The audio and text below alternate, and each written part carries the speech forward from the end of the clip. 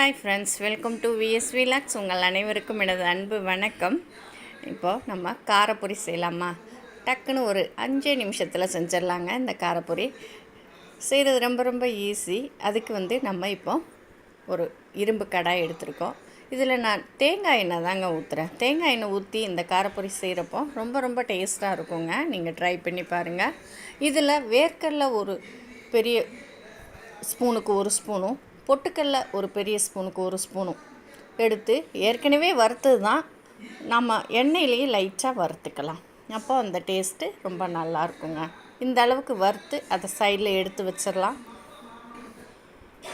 இப்போ அதே கடாயை வச்சுக்கலாம்.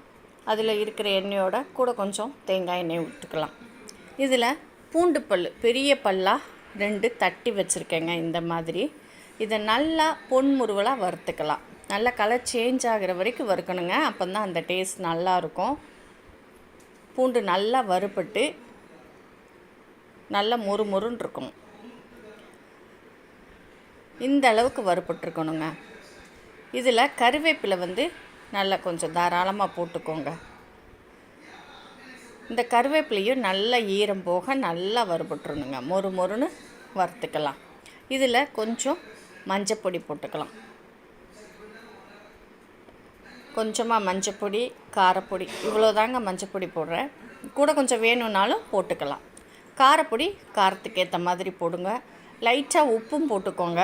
நான் உப்பு போடலை, ஏன்னா கொஞ்சம் உப்பாக இருந்துச்சு பொரி, அதனால் உப்பு போடலை.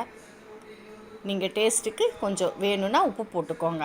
இப்போ இதில் நான் இந்த பொரி 200 கிராம் இருக்குது. இந்த பொரியை ஒரு 3/4 பங்கு அளவு இந்த கடாய் எவ்வளோ பிடிக்குதோ அந்த அளவு போட்டுக்க போகிறேங்க. இதுலேயும் நம்ம வறுத்த வேர்க்கடலையும் பொட்டுக்கடலை இருக்கு இல்லையா, அதையும் சேர்த்து போட்டு ஒரு 2 நிமிஷம் சிம்மில் வச்சு நல்லா கிளறி எடுத்தால் நமக்கு காரப்பொரி ரெடிங்க. டக்குன்னு நம்ம காரப்பொரி ரெடி பண்ணி பிள்ளைங்களுக்கு டீ டைமில் கொடுத்தா ரொம்ப விரும்பி சாப்பிடுவாங்க. நல்ல கரகரப்போட சூப்பராக இருக்குங்க. இந்த மாதிரி செஞ்சு பாருங்கள், உங்களுக்கு ரொம்ப ரொம்ப பிடிக்கும். இந்த வீடியோ பிடிச்சாலும் உங்கள் ஃப்ரெண்ட்ஸ் சர்க்கிளுக்கு ஷேர் பண்ணியும் விடுங்க. நீங்களே செஞ்சு பார்த்து சாப்பிட்டுட்டு எப்படி இருக்குன்னு சொல்லுங்கங்க. ரொம்ப ரொம்ப ஈஸியாக 5 நிமிஷத்தில் நம்ம பொரி கார்த்திகைக்கு வாங்கியிருப்போம் இல்லையா, மீதி இருக்குல்ல, அதை வச்சு செஞ்சிடலாம்.